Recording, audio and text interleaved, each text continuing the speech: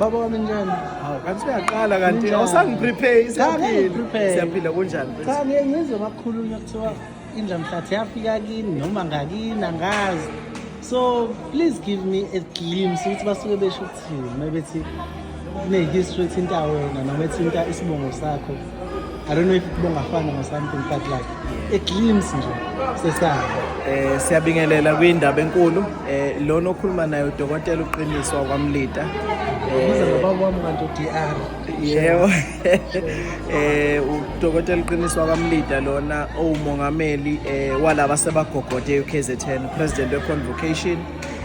Ngisebenza eKing Edward Hospital ngiphinde futhi ngisebenzele eNetQ Medical Center lapha eDUT. Cha namhlanje ngiyajabula ukuthi ngifikele kwiprogram yeNates. Impela indlamhlathi kaMayekisi ifike emthwalo uyafikela ekhaya, yafikela kumkhulu wami uMlida. Mayifika kumkhulu uMlida engenazo izingane zabafana enamakhosikazi amabili. Yafika yaprofetha ukuthi ubaba wakhe owabulawa amabhunu elwela impi yakhanda mpondo yePoltex ukuthi umbona esemgodini eboshiwe ubaba wakhe. Wayesethi mhlambe ngaba imbangela ukuthi ingane zabafana zingabe khona. Emva kwaloko ke uprofetha okunjalo wayesesho ukuthi uzomnika umkhulu uMlida abafana.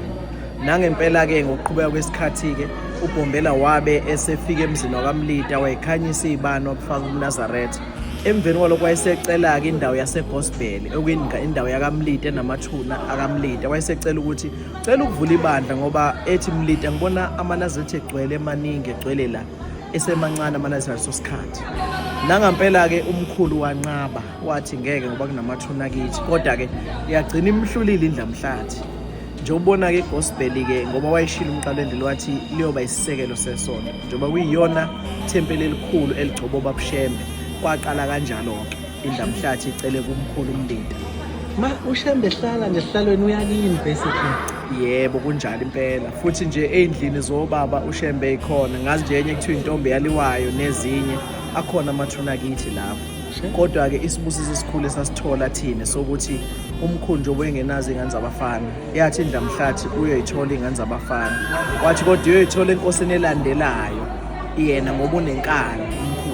Inkosi elandelayo esho uBabilanga.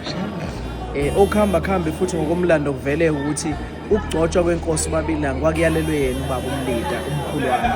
Okuyena wagcina ke ngokumyalelo wenkosi uMqalendlela wagcina kufezekisile ke lokho.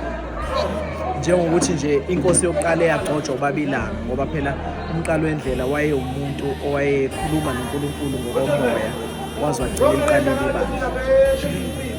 Izwe nenkosi inyazi thema ihlala akuphelanga ushivi kathi ngifuna ukuya gospel. Yebo. Yathi mkoze bathi nexoxa ukungena emlungwini. Koze bathiwa uShembe mefika kulelizwe kuze kwenza uNkulunkulu. Mevele izulwini liyanetha. Safi imvule gospel. Yebo cha. Nami nje ngibe naso isibusiso inkosi uNyazi ifikile eHoward College izovula indawo yaka music ebeyiqanjwa ngobaba uMthethwa. Yafike yathi inkosi ubaba uNyazi icela ukuthi ubuza ukuthi ngikwenza nini umcimbi kaMlida bese ngiyamema afike. Ngase nami ngithuka ngase ngithi inkosi ngijwayele ukuthi inkosi ayimenye wathi cha lapha kini nisisekelo so uyakwazi ukungimema. So ke lawo mazwi lawo aba inselelo kumina ukuthi kufanele ukuthi ngibuye ngihleleke ukuthi kuyola accommodate kanjani oNyazi bezulu. Ngiyoma khanda ziyeka.